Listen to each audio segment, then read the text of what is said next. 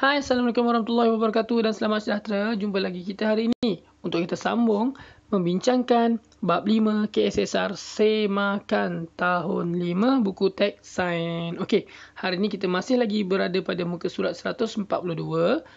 Tapi hari ini saya nak mula dengan asah minda. Okey, kita mula dengan asah minda ni. Sebelum ni kita dah membuat rumusan tentang topik elektrik ni, dan hari ini adalah video yang penghujung bab 5 untuk kita menghabiskan topik ini dengan kita menjawab soalan-soalan asal minda untuk saya berikan jawapan. Tetapi sekiranya jawapan saya ini tidak betul ataupun berlaku perselisihan antara saya dengan cikgu kat sekolah awak, jadi awak boleh bincang bersama mereka sebab ini adalah jawapan daripada saya sendirilah. Okey, jadi jawab soalan yang berikut dalam buku latihan sains. Kita tak kisahlah kalau cikgu awak suruh buat buku kat mana-mana pun. Soalan 1. Nyatakan semua sumber yang menghasilkan tenaga elektrik.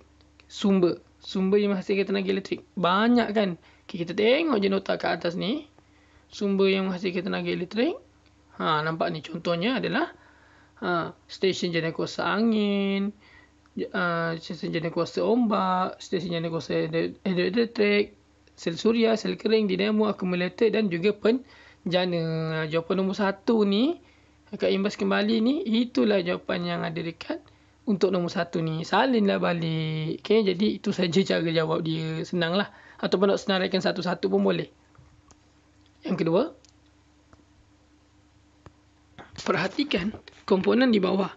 Okay, mentol ada 2, Swiss ada 2, sel kering ada 1, dan wayar penyambung berkelip buaya ada hitam dan merah lah.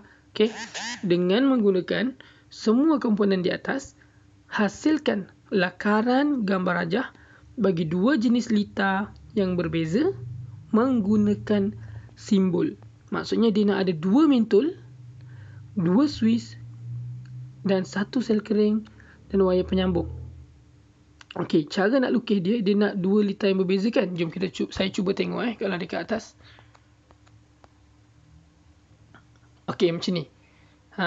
Ni jawapan dia. Ada dekat dalam nota tadi. Jadi ni jawapan dia. Lita bersiri dan lita selari. Jadi cara dia adalah yang pertama lita bersiri ni lukislah macam ni. Jadi tapi awak lukislah dia punya Swiss ni dua-dua tertutup lah. Lita selari awak lukis yang ni. Awak buat 2 jawapan ni, awak salin je kotak ni pun boleh. Sebab ini dia menunjukkan 2 lita yang berbeza lah. 2 mentol dan juga 2 Swiss, 1 bateri kan, sel kering. Samalah. Jadi tapi kat sini awak tak payahlah tulis semua mentol tidak menyala, mentol luar masih menyala. Awak sambungkan saja kedua-dua Swiss itu. Tetapi ini bukanlah dalam bentuk simbol.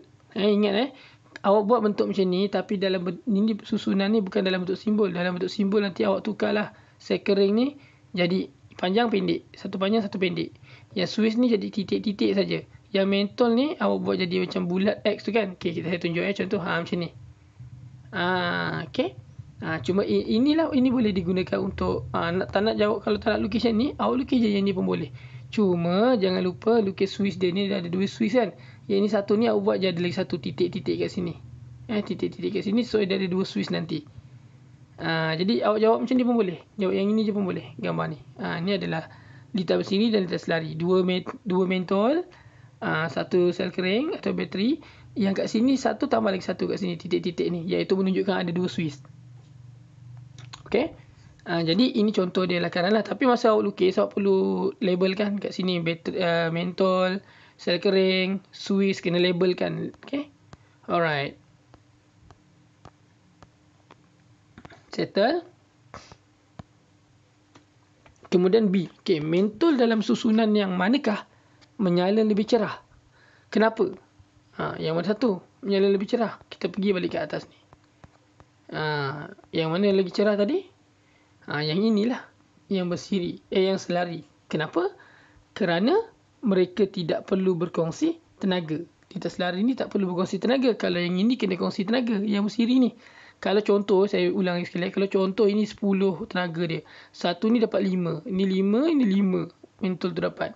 Tapi kalau lita selari ni, kalau ni tenaga dia 10, dia pergi ke sini, dia dapat 10, dia naik atas balik, kemudian dia turun bawah lagi, dia pergi sini, dapat lagi 10. Jadi kedua-duanya dapat 10 tenaga. Contohlah itu nak membayangkan supaya awak nampak. Okay. Yang benda ni bahagi dua, yang ini dapat benda yang sama. Jadi memang yang lita selari inilah yang lebih cerah. Okey, sambung seterusnya. Dia kata mengapa? Kerana tidak berkongsi tenaga. Kerana lita selari tidak berkongsi tenaga. Okey. C. Jelaskan perbezaan antara susunan mentol dalam lita bersiri dengan lita selari dalam jadual di bawah. Okey, susunan mentol dekat lita bersiri dan lita selari. Apakah perbezaan dia? Jawapan dia senang je. Mentol disusun, kalau bersiri, mentol disusun bersebelahan. Kan? Kalau selari, mentol disusun pada... Okey, saya cuba tengok jawapan ayat yang paling senang lah. Mentol disusun... Cuba cari kat sini. Alright. Okey, kalau bersiri, mentol disusun bersebelahan. Kalau lita selari, mentol disusun tidak bersebelahan. Maksudnya dia ada lagi satu. Setiap mentol mempunyai satu laluan sendiri. Okey. Jadi susunan mentol dia, auto kat situ, setiap mentol mempunyai laluan sendiri. Ataupun tidak bersebelahan. Itu pun boleh. Tulis kat sini. Okey, bersebelahan. Yang ni, setiap mentol mempunyai laluan sendiri, laluan lita sendiri ataupun tidak bersebelahan. Itu pun cukup. Yang penting kita faham kan? Okey, seterusnya. Ali menyiasat kecerahan mentol dalam lita selari. Okey, Ali menyiasat kecerahan mentol dalam lita selari. Ada 3 ni, 3 lita. Lita A, lita B, lita C. Tapi, ketiga-tiganya lita selari. Okey, apa berbeza? Kita tengok kat sini. 3 biji mentol sama, semua ada 3 biji mentol. 3 Swiss, semua ada 3 Swiss sama. Cuma beza dia adalah sel kering ni. Ni ada 1 sel kering, ini ada 2 sel kering, ini ada 3 sel kering. Maksudnya kalau lagi banyak tenaga elektrik yang dibenarkan, kalau lagi banyak sel kering diletakkan, kan lebih cerah lah kan. Kalau satu, memanglah dia tak kongsi, tapi dia dapat satu, seorang dapat satu lah. Kalau dua, seorang dapat dua lah. Satu mentol dapat dua. Tapi kalau tiga, satu mentol dapat tiga. Jadi yang paling banyak dapat C lah. Jadi C lah paling cerah kan. Tu belum baca soalan lagi baru kita bincang sama sendiri. Okey, jom kita tengok bawah. Berdasarkan rajah di atas, apakah faktor yang diubah dalam penyiasatan ini? Maksudnya faktor yang diubah ni maksudnya pemboleh ubah yang bergerak balas. Yang dimanipulasikan, PM. Okey, kat sini yang semua sama kecuali bilangan sel kering kan. Jadi faktor yang diubah tadi jawapan dia adalah bilangan sel kering. Okey, yang A tu bilangan sel kering. Okey, harap awak dapat Yang A, yang B, susun kecerahan mentol dalam ketiga-tiga lita di atas mengikut susunan kecerahan secara menurun. Menurun maksudnya paling cerah dulu, kemudian yang biasa, kemudian yang paling tak cerah. Jadi jawapan dia C, lepas tu B, lepas tu A. C, B, A. Settle. Mudah kan? Okay, seterusnya yang ketiga C. Ali kemudiannya menyiasat faktor lain yang mempengaruhi kecerahan mentol dalam lita selari. Okey, penyiasatannya ditunjukkan seperti raja di bawah. Tadi kita ubah metrik sel kering ni kan. Sel kering dia ada 1, sel kering ada 2, sel kering ada 3. Sekarang ni Ali ni dia nak cari faktor lain, dia nak cari penyebab lain yang menyebabkan mentol tu jadi berubah. Dia punya nak tengok boleh berubah tak cahaya dia. Keamatan cahaya dia. Maka dia pun buat macam ni. Lita A dan lita B. Satu tu maksudnya yang ini yang diubah sesuai adalah tadi dikurangkan dia punya bateri kan ataupun sel kering kan, ditambah sel kering, dibuang sel kering. Yang ini sel keringnya sama ada 1, tapi dia cuma kurangkan 1 mentol dan 1 Swiss. 2 dengan 3. Okey, jadi dia kata Ali kemudiannya menyiasat faktor lain tadi kan. Dia kata berdasarkan raja di atas, adakah terdapat perbezaan kecerahan mentol pada kedua-dua lita yang ditunjukkan? Kenapa? Okey, sekarang ni dia tanya. Lita A dengan lita B sama cerah ke ataupun tak sama cerah? Kalau awak fikir logiknya macam, alah yang A lah cerah sebab A sikit, B banyak. Tapi kena ingat, sel kering ni dia bagi dekat setiap kali dia pusing dekat dalam satu laluan ni dia akan bagi sepenuhnya. Jadi kalau ini contohnya ada 10 kan, dia bagi kat orang ni pun 10, dia bagi kat orang ni pun 10. Kalau yang contoh kat sini bateri ni ada 10, sel kering ni ada 10 tenaga dia bagi kat orang ni 10, 10, 10. So sama tak agaknya kecerahan dia? Sama. Jadi jawapan dia, adakah terdapat perbezaan pada kecerahan mentol? Jawapan dia tidak. Tidak. Kenapa? Kerana bilangan mentol tidak mempengaruhi kecerahan mentol dalam lita selari. Saya ulang. Kerana bilangan mentol tidak mempengaruhi kecerahan mentol dalam lita selari. Awak letaklah 10 mentol ke 20 mentol ke, sama je cerah dia nanti. Sebab dia akan patah balik tenaga tu. Jadi cuma bateri tu cepat habis lah. Sel kering tu cepat habis. Kalau lagi banyak awak pakai mentol, cepatlah habis. Tapi kecerahan dia sama. Okay? Saya ulang sekali lagi. Kerana bilangan mentol tidak mempengaruhi kecerahan mentol dalam lita selari. Okay. Seterusnya keempat. Raja di bawah. Berdasarkan raja di bawah, cadangkan 2 cara untuk menambahkan kecerahan mentol. Ini adalah satu susunan lita bersiri. Okay, lita bersiri. Lepas tu mentol dia susun sebelah-sebelah, dia jadi tak cerah lah. Jadi macam mana cara nak tambah kecerahan mentol? Yang pertama cara dia susun semula mentol secara selari. Ni secara bersiri kan. Kita tukar. Yang pertama, susun semula mentol secara selari. Kita suruh dia susun secara selari lah. Kemudian, yang kedua, kalau kita tak nak susun secara selari, kita nak biarkan dia macam gini je, tambah je lah bilangan sel kering ni. Cerah sikit semua kan. Ni kan sama-sama. Contoh ni ada 10, ni kena bagi 3. Jadi kita tambahlah sel kering. Jadi cara yang kedua, tambahkan bilangan sel kering. Okay, cara yang ketiga, ada satu lagi cara. Walaupun ni minta 2, saya boleh bagi 3. Satu lagi cara adalah kurangkan mentol. Kalau nak guna satu sel kering je, kita kurangkan mentol, nanti dia akan jadi lebih cerah. Okay, jadi ada 3 cara.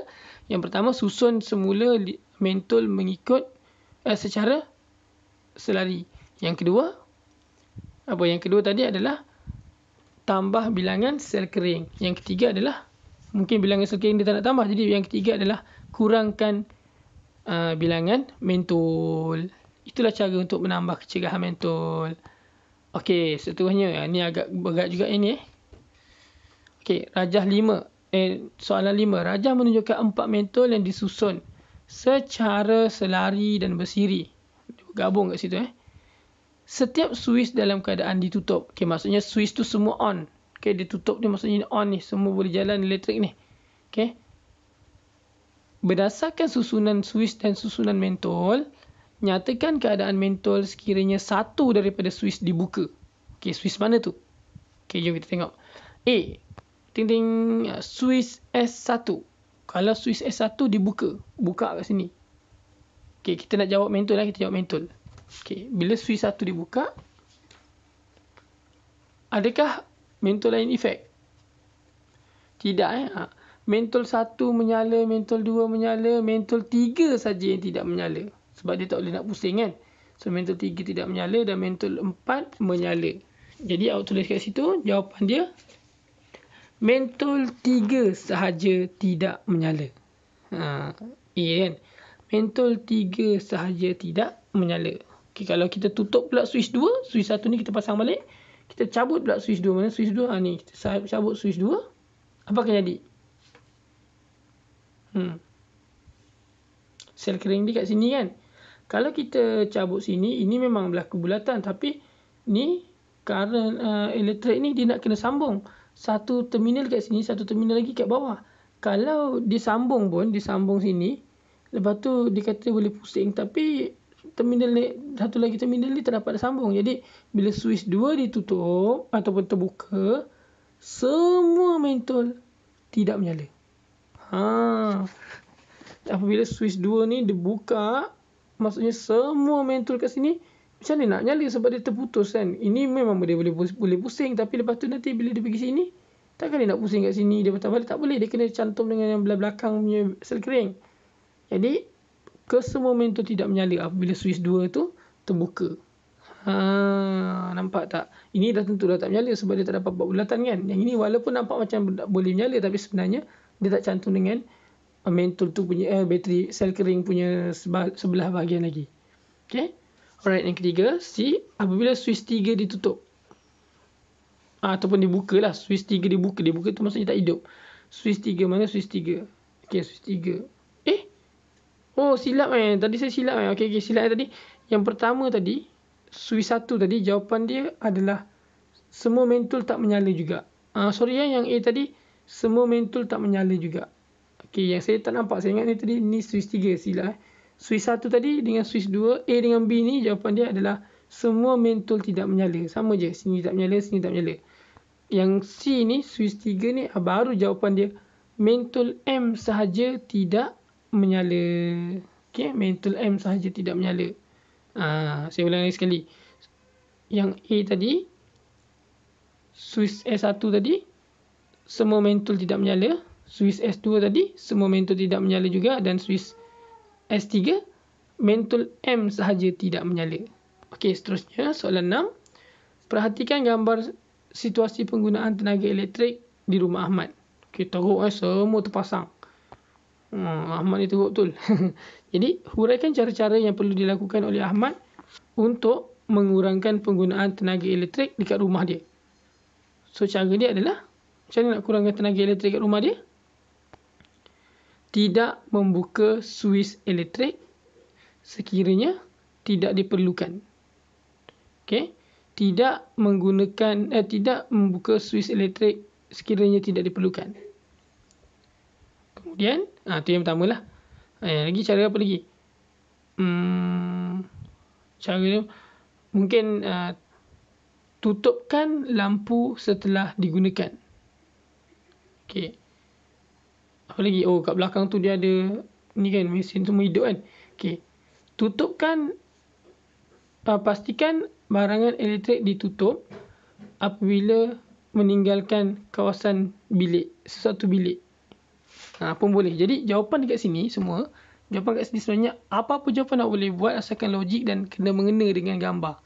Okey, awak boleh tulis lah apa-apa lagi. Awak cakap lampu perlu ditutup ketika tidur. Boleh juga. Pastikan TV dimatikan ketika mahu tidur. Boleh juga. Kan? Jadi macam-macam boleh jawab. Okey, tinggalkan satu bilik ataupun keluar daripada bilik air. Matikan semua barangan elektrik sebelum keluar dari bilik air. Kan? Kemudian yang bahaya lagi bawah ni, dah dekat bilik air, lepas tu ada wire ni, bahaya Jadi pastikan peralatan pastikan plug dan wire diletakkan di tempat yang selamat. Okey, banyak je jawapan daripada gambar ni. Jadi awak boleh pilih lah mana-mana yang awak boleh tulis. Kalau cara-cara ni dia tak sebutkan banyak, dia tak tanya berapa, jadi awak tulis je beberapa Okey, nombor 7. Okey. Soalan terakhir. Situasi di bawah menunjukkan kecuaian pengendalian peralatan elektrik. Okey, kecuaian. Okey. Apa tu kecuaian dia? Tengok gambar dah tahu sebab dia sedang menyentuh. Dia sedang menyentuh tangan basah disentuh plug. Bahaya ni. Dah lama hidup ke? Kan? Okey, A. Apakah kesan yang akan dialami oleh murid tersebut? Jawapan dia, murid tersebut akan terkena renjatan elektrik. Murid tersebut akan terkena renjatan elektrik. Yang kedua, bagaimanakah kecuaian tersebut dapat dielakkan? Macam mana dielakkan? Mengelapkan tangan ataupun memastikan tangan kering sebelum memegang switch. Okey, memastikan tangan kering sebelum memegang switch. Yang ketiga, berikan 2 langkah keselamatan ketika mengendalikan peralatan elektrik. Okey, banyak sebenarnya langkah keselamatan ni. Awak boleh cari dekat atas-atas tadi pun banyak. Jadi saya bagi kat sini, mungkin awak boleh jawab. Tidak menggunakan banyak plug dalam satu switch. Tu jawapan saya lah. Saya bagi dulu lah. Yang pertama, tidak menggunakan banyak plug dalam satu switch. Yang kedua, guna yang gambar ni pun boleh. Tidak memegang switch dengan tangan basah. Ataupun dia nak 2 langkah keselamatan lagi kan. Boleh jawab macam ni. Langkah keselamatan. Langkah keselamatan kan. Itulah boleh lah tadi tu. Kalau langkah penjimatan lain saya ingat tu ni jawab langkah penjimatan. Jawab langkah keselamatan tadi betul lah tadi 2 tu. Yang pertama, apa tadi? Tidak meletakkan terlalu banyak plug dalam terlalu banyak soket ataupun plug dalam satu switch lah. Okey. Dan yang kedua, tidak memegang switch apabila tangan basah. Dan banyak lagi jawapan yang logik yang awak boleh jawab. Tak ada masalah asalkan jawapan itu boleh diterima. Okey. Okey, saya rasa sampai 144 dulu. Kita dah habis pun topik ini. Perbincangan berkenaan dengan bab 5. Pada pertemuan akan datang kita akan sambung lagi dengan unit 6 haba. Okey, jadi nak tahu apa cerita pasal haba ni? Susah ke senang ke? Kalau nak tahu, nantikan video terbaru daripada saya. Assalamualaikum dan selamat sejahtera.